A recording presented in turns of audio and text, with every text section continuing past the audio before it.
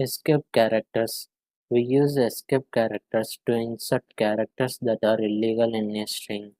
Let's take an example. Printf within double quotes hello backslash n world. Let's run it. See, the output is hello world. We got a new line by adding slash and escape character.